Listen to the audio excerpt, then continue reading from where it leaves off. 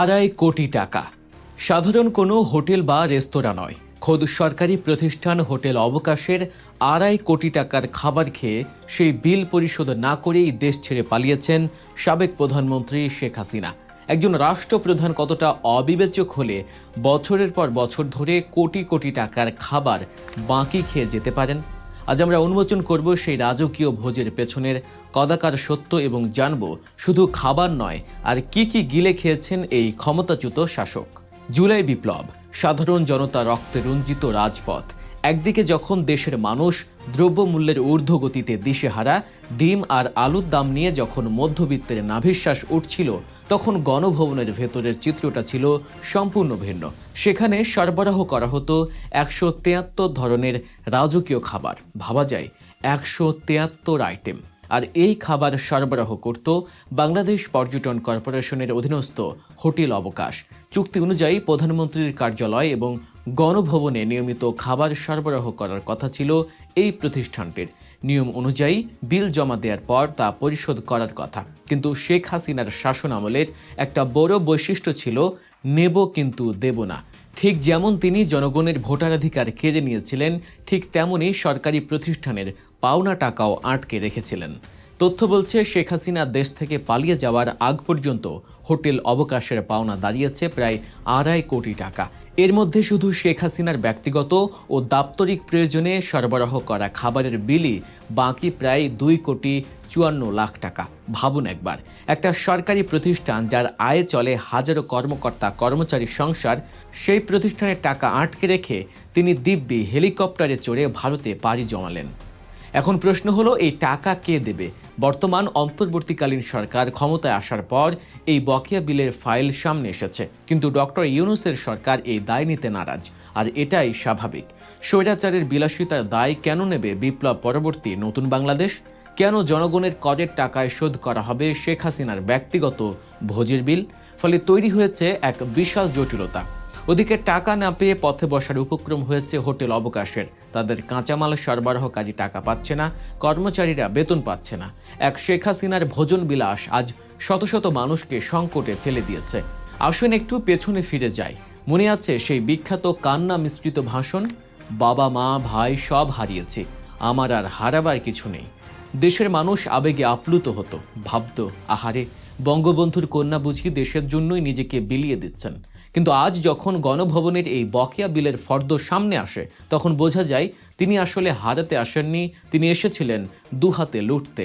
শুধু কি খাবার? এই 2.5 কোটি টাকা তো সাগরের মাঝে এক ফোঁটা জল মাত্র। গত 15 বছরে এই ভদ্র মহিলা এবং তার সাঙ্গপাঙ্গরা মিলে দেশটাকে ঠিক ওই হোটেল অবকাশের মতোই দেউলিয়া বানিয়ে ছেড়েছেন। ব্যাংক খাতের দিকে তাকান, এসালম গ্রুপ একাই নামে বেনামে লক্ষ কোটি টাকা লোন নিয়ে উধাও। বেক্সিমকোর Salman F Rahman share market থেকে শুরু করে ব্যাংক কোথায় হাত দেননি? এসব কি শেখ হাসিনার অগোচরে হয়েছে? মোটেও না। গণভবনে বসে যখন তিনি ইলিশ পোলাওয়ের স্বাদ নিতেন, তখন তারই ইশারায় বা প্রশ্রয়ে এসব অলিগার্করা দেশের অর্থনীতিকে চুষে ছিবড়ে করে দিচ্ছিল। গণভবনের ওই ডাইনিং টেবিলটা ছিল আসলে একটা প্রতীক। ওই টেবিলে বসেই সিদ্ধান্ত হতো কাকে কত হাজার কোটির প্রজেক্ট দেয়া হবে, কার ঋণের সুদ মওকুফ করা হবে, আর কাকে গুম করে আয়না ঘরে পাঠানো হবে। রাজকীয় খাবারের তৃপ্তিতে ঢেঁকুর তুলতে তুলতে তিনি ভুলে গিয়েছিলেন যে এই খাবারের প্রতিটি দানা কেনা হয়েছে রিক্সা চালক, দিনমজুর আর গার্মেন্টস কর্মীর ঘাম ঝরানো ভ্যাট ট্যাক্সের টাকায়। আজ যখন শুনি পর্যটন কর্পোরেশনের একজন কর্মকর্তা নাম প্রকাশ করা না শর্তে বলছেন, আমরা বারবার চিঠি দিয়েও টাকা পাচ্ছি না, সাবেক সরকার আমলে টাকা চাইলেই ধমক খেতে হতো, তখন বুঝতে বাকি থাকে না ভয়ের সংস্কৃতিটা কোন পর্যায়ে পৌঁছেছিল। পাওনা টাকা চাওয়াটাও ছিল অপরাধ। শেখ হাসিনা নিজেকে দাবি করতেন মাদার অফ হিউম্যানিটি, অথচ তার বাসার খাবারের বিল বাকি রেখে তিনি প্রমাণ করলেন তিনি আসলে মানবতার মা নন, বরং তিনি ছিলেন মাদার অফ মাফিয়া। যেই মাফিয়া চক্রের কাজই ছিল খাও দাও ফুর্তি করো আর বিল দেওয়ার সময় হলে কেটে পড়ো। আরও হাস্যকর বিষয় হলো, গণভবনের এই বিলাসিতা শুধু খাবারের মধ্যে সীমাবদ্ধ ছিল না। আমরা দেখেছি তার বিদেশ সফরের বহর। শত শত সফর সঙ্গী নিয়ে চার্টার্ড প্লেনে করে প্যারিস, লন্ডন, নিউ ইয়র্ক ভ্রমণ, সেখানে 5 স্টার হোটেলের সুইটে থাকা, শপিং করা, এগুলোর বিল কি তিনি নিজের পকেট থেকে দিতেন? না, সব যেত রাষ্ট্রীয় কোষাগার থেকে। আর দিন শেষে তিনি সংসদে দাঁড়িয়ে বলতেন, আমি তো এতিম, আমার টাকার দরকার নেই। একজন এতিম কিভাবে 2.5 কোটি টাকার খাবার বাকি রাখতে পারেন সেটা সম্ভবত গিনেস বুক অফ ওয়ার্ল্ড রেকর্ডসে স্থান পাওয়ার যোগ্য। জুলাইয়ের উত্তাল দিনগুলোর কথা মনে করুন। ছাত্ররা যখন রাস্তায় গুলি খাচ্ছে, হেলিকপ্টার থেকে যখন সাউন্ড গ্রেনেড আর গুলি বর্ষণ করা হচ্ছে, তখন হয়তো গণভবনে কোনো এক রাজকীয় মেনু সার্ভ করা হচ্ছিল। হয়তো তিনি তখন ভাবছিলেন, এসব তুচ্ছ আন্দোলন আমার গদিতে আঁচড় কাটতে পারবে না। ক্ষমতার দম্ভ মানুষকে অন্ধ করে দেয়, বধির করে দেয়। শেখ হাসিনা তারই প্রকৃষ্ট উদাহরণ। এখন প্রশ্ন উঠছে, এই যে 2.5 কোটি টাকা, এটা কি শুধুই খাবারের বিল, নাকি এর আড়ালে অন্য কোনো খরচের ভাউচারও ঢুকিয়ে দেওয়া হয়েছে? পর্যটন কর্পোরেশনের কর্মকর্তারা বলছেন, চুক্তি অনুযায়ী খাবার দেওয়া হতো, কিন্তু বিলের অংশ বকেয়া থেকে যেত। অর্থাৎ বিল দেওয়ার সক্ষমতা বা বাজেট ছিল না। বিষয়টা তা নয়, বিষয়টা হলো ক্ষমতার অপব্যবহার। আমি প্রধানমন্ত্রী, আমি বিল কেন দেব, আমার আবার বিল কিসের? এই মানসিকতায় তাকে ডুবিয়েছে। বর্তমানে হোটেল অবকাশের অবস্থা শোচনীয়। তারা এখন অন্তর্বর্তী সরকারের কাছে ধর্ণা দিচ্ছে, কিন্তু সরকার যদি এই টাকা পরিশোধ করে তবে তা যাবে জনগণের পকেট থেকে। মানে শেখ হাসিনা খেলেন আর বিলটা আপনার আমার ঘাড়ে চাপলো। কি অদ্ভুত বিচার! তবে এখানে একটা বিষয় পরিষ্কার, এই ঘটনা আমাদের চোখে আঙুল দিয়ে দেখিয়ে দিচ্ছে গত 15 বছরে রাষ্ট্রীয় প্রতিষ্ঠানগুলোকে কিভাবে ব্যক্তিগত সম্পত্তির মতো ব্যবহার করা হয়েছে। গণভবন কোনো ব্যক্তির পৈতৃক সম্পত্তি ছিল না, এটি ছিল জনগণের আমানত। কিন্তু সেখানে বসে যে দাবার গুঁটি চালানো হয়েছে তা ইতিহাসের পাতায় কালো অধ্যায় হয়ে থাকবে। শুধু হোটেল অবকাশ নয়, খোঁজ নিলে দেখা যাবে ওয়াসা, বিদ্যুৎ বিভাগ, তিতাস গ্যাস সবখানেই গণভবনের ও আওয়ামী লীগ নেতাদের বিশাল বকেয়া পড়ে আছে। সাধারণ মানুষ 1 মাস বিল না দিলেই লাইন কেটে দেয়া হয়, আর বছরের পর বছর বিল না দিয়েও তারা বহাল তবিয়তে ছিলেন। এটাই ছিল শেখ হাসিনার উন্নয়নের রোল মডেল।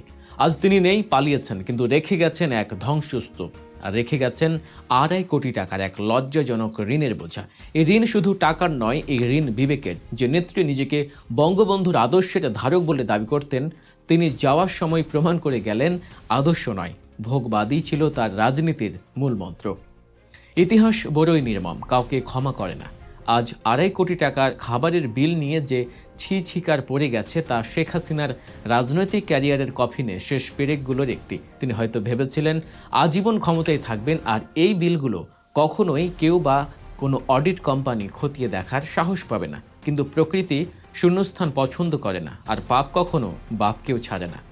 যাওয়ার সময় তিনি হয়তো সুটকেসে অনেক কিছুই নিয়ে গেছেন, কিন্তু নিজের সম্মানটুকু ধুলোয় মিশিয়ে রেখে গেছেন এই গণভবনের ডাইনিং টেবিলে।